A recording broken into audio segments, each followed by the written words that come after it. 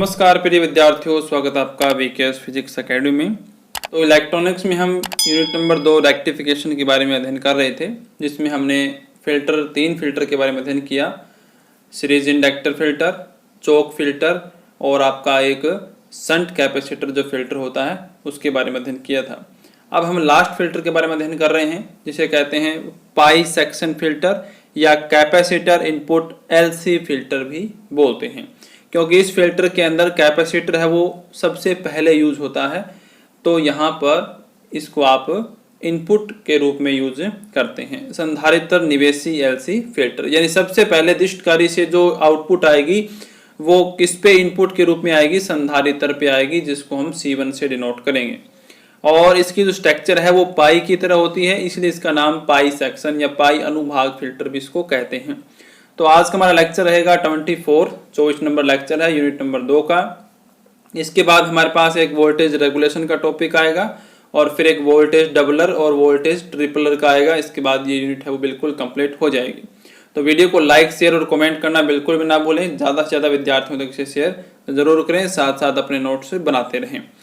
तो ये जो फिल्टर है इसको अच्छे तरीके से समझने के लिए आपको जो सबसे पहले मैंने एक फिल्टर करवाया था शंट कैपेसिटर फिल्टर, वो अच्छे से आपको ध्यान होना चाहिए, क्योंकि उसका यहाँ पर यूज होगा। अगर आपने वो वीडियो अभी तक नहीं देखी है तो प्लेलिस्ट में जाके आप देख सकते हैं, ताकि आपको ये टॉपिक अच्छे से समझ में आ जाए। तो यहाँ पर देखिए पाई सेक्शन फिल्टर या कैपेसिटर इनपुट एलसी फिल्टर जो है उसकी बनावट किस तरीके से है, जो मैंने इस टाइप से टॉपिक बना के लिखे हैं, हेडिंग डाल के लिखी है, ऐसे ही एग्जाम में लिखना है ताकि आपको अच्छे नंबर प्राप्त हों। इसमें एल अनुभाग से निर्गत दृष्ट वोल्टता नियत रखने के लिए लोड धारा क्रांतिक धारा IK से अधिक रखी जाती है। अगर आपको याद हो तो इससे पहले वाला जो हमने फिल्टर पढ़ा था एल सेक्शन फिल्टर, उसमें हमने क्रांतिक धारा IK के बारे में अध्ययन किया था। तो वो जो IK होती है उससे लोड धारा यहाँ पर अधिक रखी जाती है, लेकिन जो निर्गत वोल्टता है वो हमें कम प्राप्त होगी। तो इसका सॉल्यूशन क्या है? इसका सॉल्यूशन ये है कि आप अधिक वोल्टता प्राप्त करने के लिए फिल्टर परिपथ के निवेश पर समांतर क्रम में एक अन्य संधारित्र C1 लगा दीजिए। देखें, क्योंकि जो L सेक्शन होता है उसमें इस तरीके से होता है, यहाँ पर एक कैपेसिटर लगा दिया और इसके आगे लोड रेजिस्टेंस होता है। तो इसकी आकृति L आकृति होने की वजह से हमने इसको L सेक्शन बोला था। तो अब आप क्या करेंगे, इसके समांतर क्रम में C कैपेसिटर के समांतर क्रम में एक कैपेसिटर और लगा देंगे, जिससे कि आपको आउटपुट में वोल्टेज है वो ज्यादा प्राप्त हो जाएगी, जिससे यह पाई प्रारूप के समान बन जाता है। इसीलिए से पाई अनुभाग फिल्टर कहते हैं, पाई सेक्शन फिल्टर कहते हैं। ये इसका डायग्राम आप देख सकते हो। यहाँ तक तो ये वाला जो पोर्शन है ये तो पूरा का पूरा पूर्ण तरंग दृष्टकारी फुल वेव रेक्टिफायर का होता है। यहाँ पे मैं फुल वेव रेक्टिफायर का डायग्राम बना के इसको समझा रहा हूँ। तो इसके बाद अगर आप इस C1 को एक बार छोड़ देते हैं तो ये जो इतना बचा हुआ डायग्राम है ये आपका L सेक्शन का ही है। लेकिन अब यहाँ पर हम क्या करेंगे, यहाँ पर हम C2 के समांतर क्रम में एक कैपेसिटर C1 और ऐड कर देते हैं, जिससे ये जो स्ट्रक्चर आपको दिखाई दे रही है ये स्ट्रक्चर एक पाई आकृति जैसी बन जाती है। इसीलिए इसका नाम पाई सेक्शन फिल्टर रखा गया है। अब इसके अंदर होगा क्या, किस तरीके से ये काम करेगा, ये आपको समझना बहुत ही ज्यादा जरूरी है, क्योंकि आगे की सारी प्रोसेस है वो इसी बात पे डिपेंड करती हैं। देखिए, दो डायोड लगे हुए हैं पूर्ण तरंग दृष्टकारी में, और आपको पता है आधे चक्कर में एक डायोड काम करता है, आधे चक्कर में दूसरा डायोड काम करता है। तो जब आधे चक्कर में एक डायोड काम करेगा, मान लीजिए ये फॉरवर्ड में हो गया और ये रिवर्स में हो गया, तो यहाँ पर अधिकतम वोल्टेज आएगी, उसका शिखर मान EM तक बढ़ेगा, ठीक है। और जब नेक्स्ट आधे चक्कर में ये फॉरवर्ड में होगा और ये रिवर्स में होगा, तो भी यहाँ से देख सकते हो यहाँ पर ही आपकी अधिकतम वोल्टेज आती है P पॉइंट पर। तो इस तरीके से इसकी प्रतीप शिखर वोल्टता जो है पूर्ण तरंग में वो 2 EM होती है। ये आप जानते हो अच्छे तरीके से, मैंने आपको बताया भी था।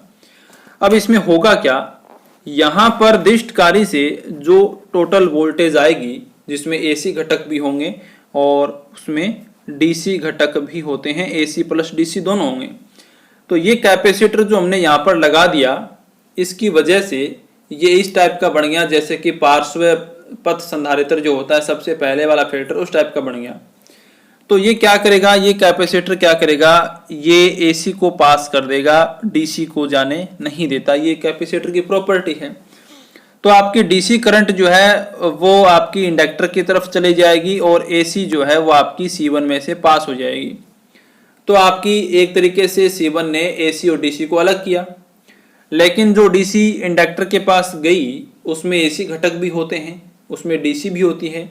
फिर उसके बाद क्या होगा कि जब यहाँ पर आपकी वोल्टेज आएगी एसी और डीसी दोनों, तो यहाँ पर एक कैपेसिटर और लगा हुआ है C2, और C2 कैपेसिटर है उसका जो प्रतिघात है बहुत कम होता है लोड रेजिस्टेंस की तुलना में। ये आपने एल सेक्शन में पढ़ा था।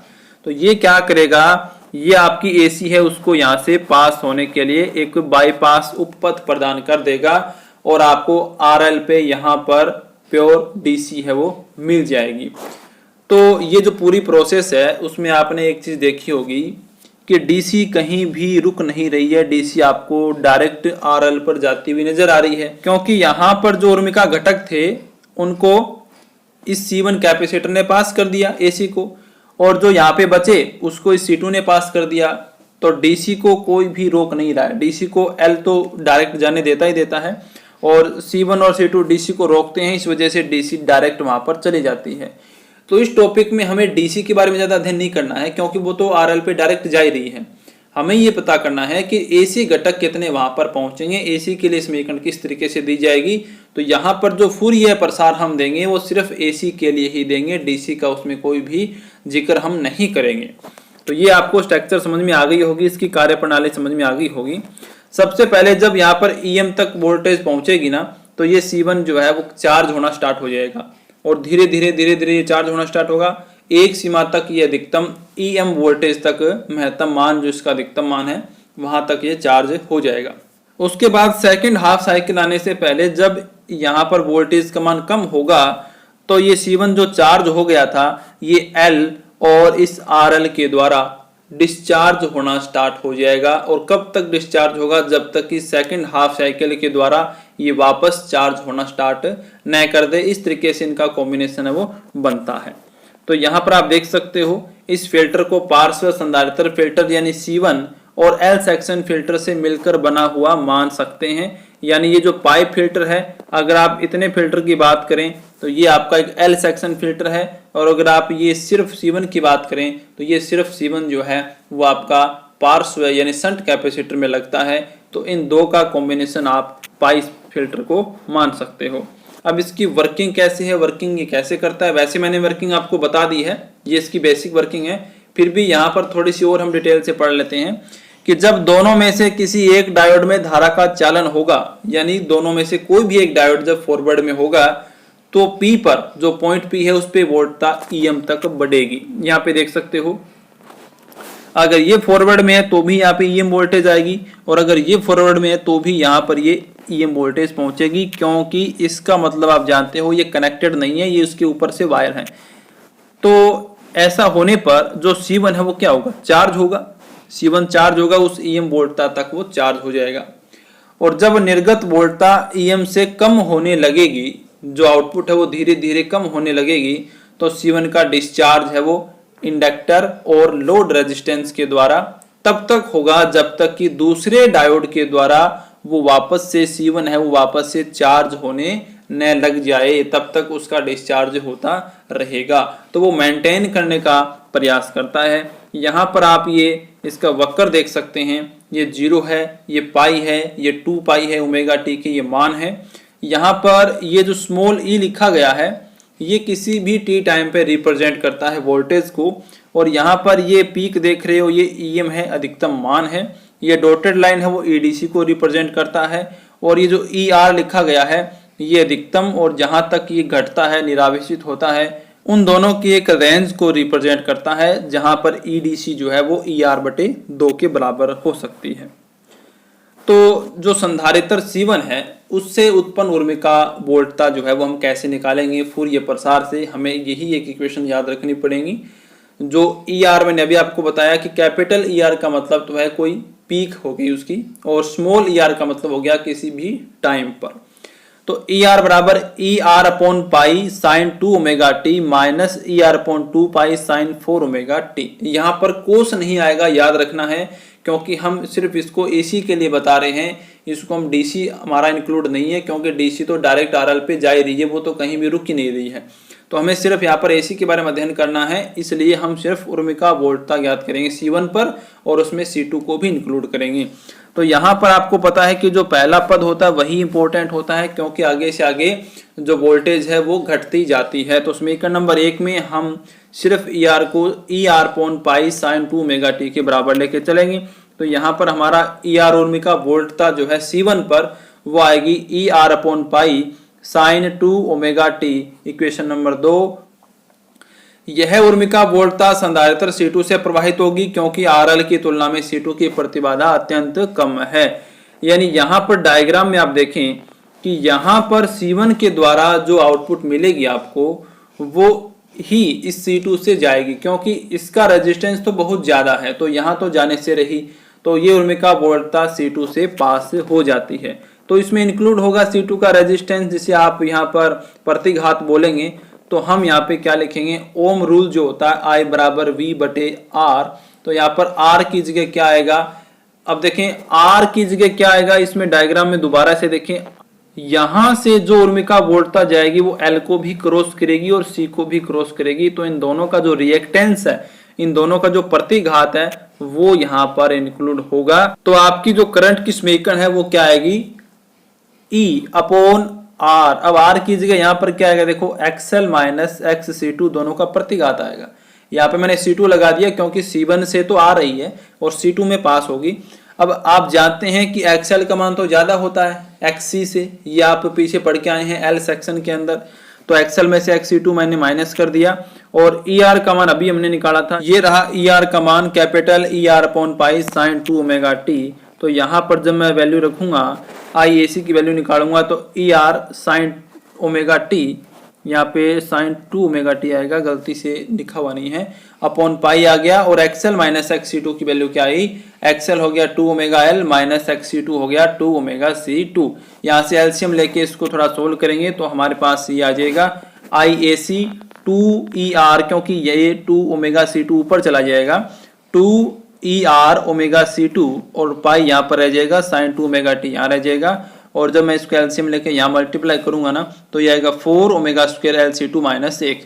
देखो इसमें C1 C2 ही थोड़ा सा अलग हुआ है, बाकी जो L सेक्शन में आपने जैसे डेरिवेशन किया था लगभग वैसे ही डेरिवेशन इसमें चलेगा। अब जो L सेक्शन था उसमें तो यहाँ पे कोस आ रहा था, तो उसका हमने RMS मान निकाला था, कोस 2 ओमेगा टी आ रहा था, यहाँ पे साइन 2 ओमेगा टी है, तो RMS मान तो दोनों का सेम ही आएगा, 1/√2 आएगा। तो I डैश RMS यहाँ पे देखें √2 मैंने यहाँ पे लगा दिया, इसका RMS मान मैंने निकाल लिया है। समीकरण नंबर आ गई 3। अब आप क्या करेंगे, C2 के सिरों पर उर्मिका वोल्टता कितनी आएगी। अब देखो वही आएगी V बराबर IR ओम रूल से। तो I का मान अभी आपने निकाला, वो उतनी पास हो रही है C2 से, इनटू में C2 का जो रेजिस्टेंस है जिसे आप यहाँ पे प्रतिघात बोलते हैं, रिएक्टेंस बोलते हैं, वो उससे मल्टीप्लाई करूंगा तो मेरे पास EAC यानी उसकी उर्मिका वोल्टता आ जाएगी। तो EAC बराबर I dash RMS into XC2 और XC2 किसके इक्वल होगा, 2 ओमेगा C2, क्योंकि आवर्ती डबल है। तो EAC बराबर 2ER ओमेगा C2 अपॉन √2 पाई 4 omega square L C2 minus 1, ये तो I डैश RMS का मान है, इंटू 1/2 ओमेगा C2, ये XC2 का मान है प्रतिघात का। तो यहाँ से 2 ओमेगा C2 से 2 ओमेगा C2 है वो कैंसिल हो जाएगा। EAC बराबर आएगा ER अपॉन √2 पाई 4 ओमेगा स्क्वायर LC2 माइनस 1। समीकरण नंबर आ गई 4। और यही वोल्टेज आपको लोड प्रतिरोध पर भी मिलती है, क्योंकि यहाँ देख सकते हो डायग्राम के अंदर चाहे यहाँ मिले और यहाँ मिले बात एक ही है, दोनों समांतर क्रम में है। तो जो यहाँ पर आएगी वही लोड रेजिस्टेंस पर भी मिलेगी। अब इसके बाद आपको तो उर्मिका गुणांक का मान ज्ञात करना है। तो उर्मिका गुणांक में ये तो करंट लगा सकते हो, IAC अपॉन IDC का अनुपात, या EAC अपॉन EDC का अनुपात भी ज्ञात कर सकते हो, जिससे आपको उर्मिका गुणांक मिलेगी। तो जो C1 है, संधारित्र C1 जो है, उसके लिए ADC का मान कैसे निकालते हो, पार्श्व पथ फिल्टर से सबसे पहले जो मैंने फिल्टर करवाया था उसमें आप जाके देखें वीडियो के अंदर, अगर आपने उसको नहीं देखा है, कि C1 पर जो EDC का मान हम निकालते हैं वो EDC का मान होता है EM minus EMT upon 2RLC1। ये आपका मान होता है EDC का, जिसमें अगर आप RL और C के मान इस प्रकार से इंक्लूड करें कि आपका जो सेकंड पद है वो EM के कंपैरिजन में नेगलेक्ट हो जाए, बहुत कम हो जाए, तो EDC को आप लगभग EM के बराबर मान सकते हो। तब आप आगे इसका कैसे यूज करेंगे उर्मिका गुणांक ज्ञात करने के लिए, तो R बराबर क्या होता है EAC अपॉन EDC होता है, या आपने ऐसे भी इसको यूज किया था IAC अपॉन IDC, ऐसे भी आप यूज कर सकते हैं।